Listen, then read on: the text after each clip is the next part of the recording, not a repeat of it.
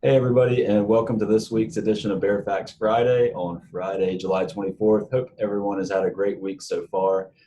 We are going to give you the latest rendition of the big news items of the week through our filter, offer a bit of perspective about your situation and investments, as well as Lisa bringing some wisdom, as we always do each week. And this is also a reminder that Monday we've got our next webinar, which will be held at noon and then also available on our Bearfax website afterwards.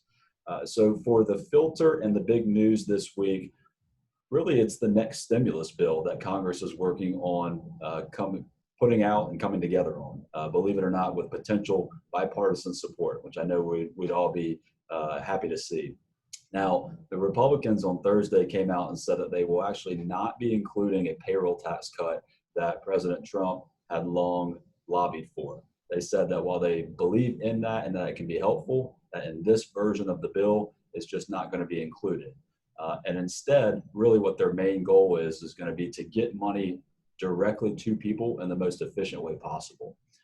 So that would include extending the jobless benefits, but at a lower rate than the current $600 per week that has been going up to this point. And instead, they may look to do something to cover about 70% of what one would otherwise earn. Because again, the incentive here is to get people back to work, not to long-term build necessarily a dependence on unemployment.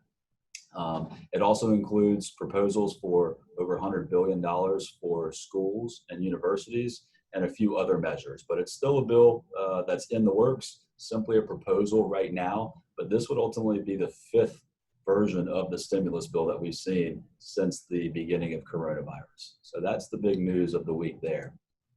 And then turning our attention to perspective, the idea that you've got that covered, and this was brought on by a conversation that I was having with someone earlier this week when they were exploring what they might do next. They are quickly approaching retirement and looking at different options for what that would look like for them. And they said, Mark, look, I've got my fixed expenses and my needs covered already.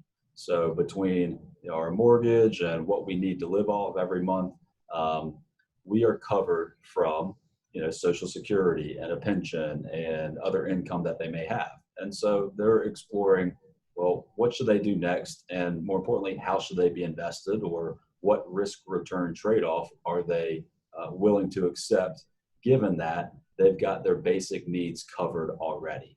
And so the chart here on the left, just an example of potential risk reward trade-offs when it comes to investing.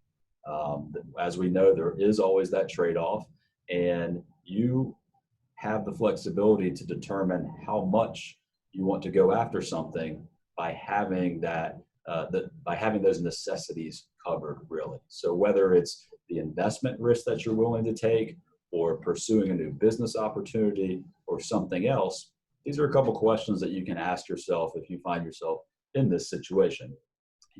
Are these expenses covered? Are your basic needs taken care of to where you're comfortable there?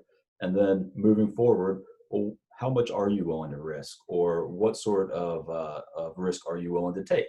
And ultimately, does the upside that you're seeking outweigh the potential downside that you're trying to avoid? That's what we've got to get to. So like I said, whether it's within your investment portfolio or pursuing some other business venture or opportunity, those are a couple of key questions to ask yourself, and knowing, hey, I've got that covered.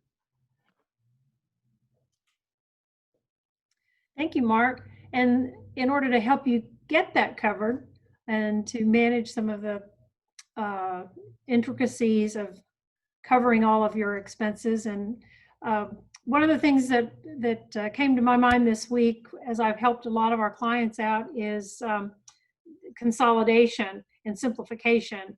We've got life happens. We move through at a very quick pace sometimes, and move from one job to another. And as we all of a sudden we look up and it's 5 years later, and that 401k that we had at that previous employer is still sitting there. We've opened multiple bank accounts for our children, and lo and behold, we wake up one morning and they're 30, and yet those accounts are still there. Those are just a couple of examples. Some of the things that I've helped you help people with to this week has been to consolidate some of this and to simplify what they're trying to keep track of. Moving 401ks into a TD Ameritrade rollover IRA where it can be managed in one location rather than having to keep up with all of these different contact people, different emails, different logins, and also bringing those bank accounts also into a more simplified structure so that you can, so that the client can more easily manage all of their funds and keep track of how much they actually have ready at their fingertips. So my wisdom for the week is take a look at your overall financial picture. And if you've got some of those old accounts sitting out there somewhere and need some help bringing those back into one location to simplify your life, let's certainly do that and take the time. We're here to help. Yep, I love that, Lisa. That's such great advice, is just trying to simplify life right now. And that's a perfect example of one way that it can be done. So that's what we've got for you this week on Fairfax Friday. Hope everyone has a great weekend, and we will see you next week.